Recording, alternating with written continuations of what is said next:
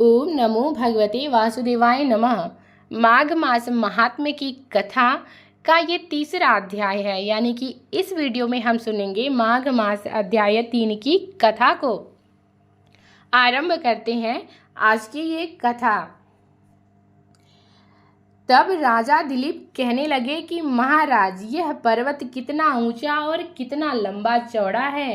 तब वशिष्ठ जी कहने लगे कि 36 योजन, जो एक योजन होता है वो 4 कोस का होता है, यानी कि 36 योजन ऊंचा, ऊपर चोटी में 10 योजन चौड़ा और नीचे 16 योजन चौड़ा है, जो हरी, चंदन, आम, मदार, देवदार और अर्जुन के वृक्षों से सुशोभित है।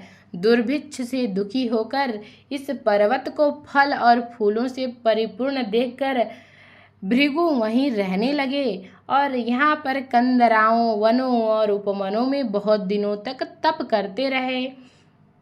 इस प्रकार जब भृगु ऋषि वहाँ पर अपने आश्रम पर रह रहे थे तो एक विद्याधर अपनी पत्नी सहित उतरा। वे अत्यंत दुखी थे। उन्होंने भृगु ऋषि को प्रणाम किया और ऋषि ने बड़े मीठे स्वर में उनसे पूछा कि हे विद्याधर, तुम बड़े दुखी दिखाई देते हो, इसका क्या कारण है? तब विद्याधर कहने लगा कि महाराज, पुण्य का फल को पाकर, स्वर्ग पाकर और देवतुल्य शरीर पाकर भी मेरा मुख व्याघ्र जैसा है। मेरे दुख और अशांति का यही एक कारण है। न जाने किस पाप का फल है। मेरे चित्त की व्याकुलता का दूसरा कारण भी सुनिए। मेरी पत्नी अति रूपवती, मीठा वचन बोलने वाली, नाचने और गाने की कला में अति प्रवीण, शुद्ध चित्त वाली, 7 सुरों वाली, वीणा बजाने वाली, जिसने अपने कंठ से गाकर नारद जी को प्रसन्न किया, नाना स्वरों के नाद से वीणा बजाकर कुबेर को प्रसन्न किया, अनेक प्रकार के नाच ताल से भगवान शिवजी महाराज भी अति प्रसन्न और रोमांचित हुए। शील, उदारता, रूप और यौवन में स्वर्ग की कोई अप्सरा भी इस जैसी नहीं है। कहाँ ऐसी चंद्रमुखी स्त्री और कहाँ मैं व्याघ्र मुख वाला, यही चिंता सदैव मेरे हृदय को जलाती है। विद्याधर के ऐसे वचन सुनकर तीनों लोकों की भूत, भविष्य और वर्तमान की बात जानने वाले और दिव्य दृष्टि वाले ऋषि कहने लगे कि हे विद्याधर, कर्म के विचित्र फलों को प्राप्त होकर ज्ञानी पुरुष भी मोह को प्राप्त हो जाते हैं। मक्खी के पैर जितना विष भी प्राण लेने वाला होता है।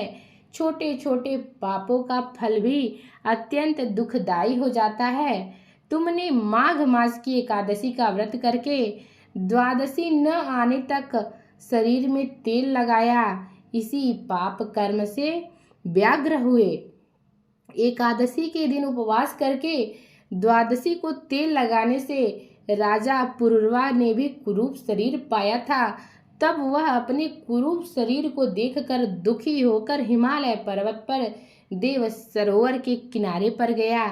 प्रीति पूर्वक शुद्ध स्नान कर कुशा के आसन पर बैठकर भगवान कमल नेत्र, शंख, चक्र, गदा, पद्म के धारण करने वाले, पीताम्बर पहने, वनमाला धारण किए हुए भगवान विष्णु जी का चिंतन करते राजा पुरुरवा ने 3 मास तक निराहार रहकर भगवान का चिंतन किया। इस प्रकार 7 जन्मों में प्रसन्न होने वाले भगवान राजा के 3 महीने के तप से ही अति प्रसन्न हो गए और माघ की शुक्ल पक्ष की एकादशी को प्रसन्न होकर भगवान ने अपने शंख के जल से राजा को पवित्र किया। भगवान ने उसके तेल लगाने की बात याद दिलाकर सुंदर देवताओं का सा रूप दिया, जिसको देखकर उर्वशी भी उसको चाहने लगी और राजा कृतकृत्य होकर अपनी पुरी को चला गया।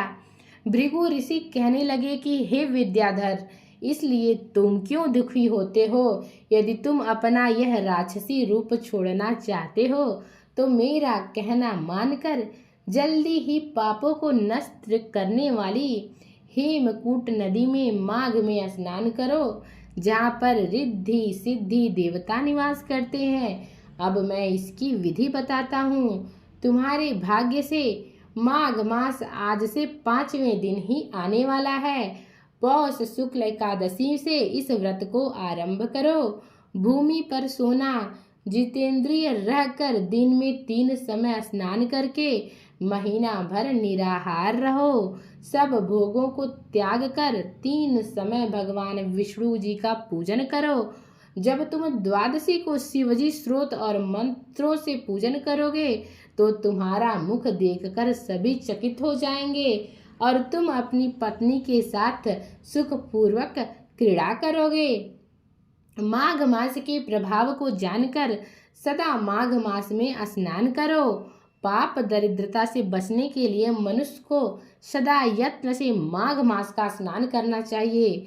स्नान करने वाला इस लोक और परलोक में सदा सुख पाता है। वशिष्ठ जी कहते हैं कि हे दिलीप, भृगु जी के यह वचन सुनकर वह विद्याधर अपनी स्त्री सहित उसी स्थान पर पर्वत के झरने में माघ का स्नान करता रहा और उसके प्रभाव से उसका मुख देवता के समान हो गया और वह मणिग्रीव पर्वत पर आनंद से रहने लगा। भृगु जी भी नियम की समाप्ति पर शिष्यों सहित इवा नदी के तट पर आ गए।